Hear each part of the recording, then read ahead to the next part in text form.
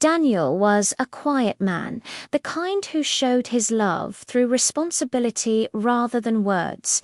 His work as a contractor took him far from home for weeks at a time, but every long journey was for one reason: to provide for his family.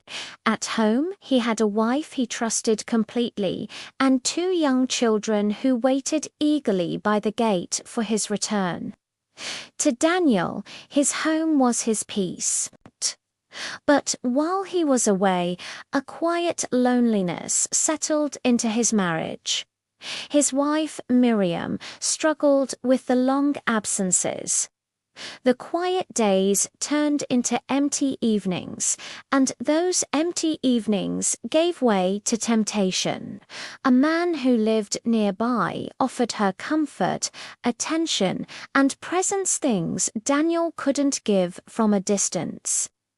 What began as a simple conversation turned into a deep betrayal. When Miriam realized she was pregnant, a cold fear took hold of her. The child was not Daniel's. Panic clouded her judgment, and in a moment of sheer desperation, she tried to erase her mistake. But the pregnancy would not end. It seemed life itself refused to be silenced. When the baby was born, Miriam felt no joy, only a suffocating sense of shame. Unable to face the truth, she gave the child away to a woman in a town far from home and returned with a secret heavier than any burden she had ever known.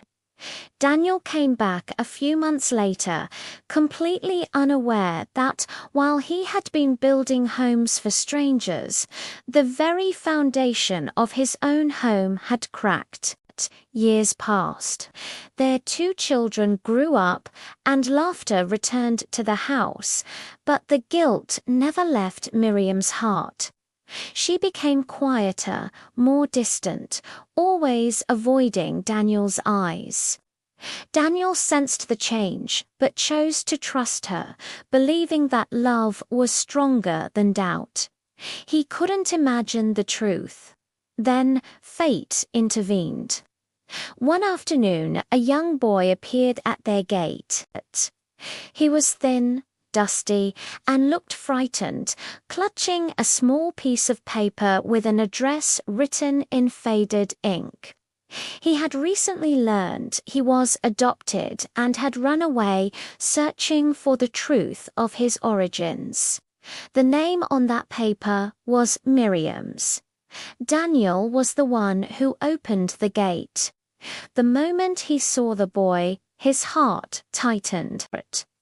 There was something strangely familiar in the child's eyes, something he couldn't quite place but felt deep in his soul. Just then, Miriam stepped outside. When she saw the boy standing there, all her strength gave way. She collapsed to the ground, and the truth she had carried for so long finally escaped. Through tears and broken words, Miriam confessed everything: the affair, the pregnancy, and the child she gave away without Daniel ever knowing. Each word fell like a stone in the heavy silence between them. Daniel didn't shout. He didn't turn and walk away. He just sat down on the steps and wept. He wept not only for the betrayal, but because she had taken away his right to know his own child, a child he never knew existed.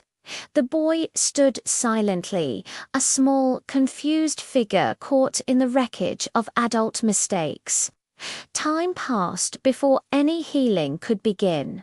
Trust did not return easily. Forgiveness came slowly, painfully, piece by piece. But in the end, Daniel made a choice. He chose not to punish the innocent for the sins of others. And so the boy stayed. Miriam lived with a regret that never fully faded. Some mistakes don't just disappear. They become lessons, carved permanently into the soul. Years later, Daniel would say that the betrayal broke his heart. But the truth rebuilt it, differently scarred, certainly wiser, but still standing. And the child that fate brought back to their doorstep became a living reminder that no secret stays buried forever, and that life always finds a way to return what we humans try so desperately to erase.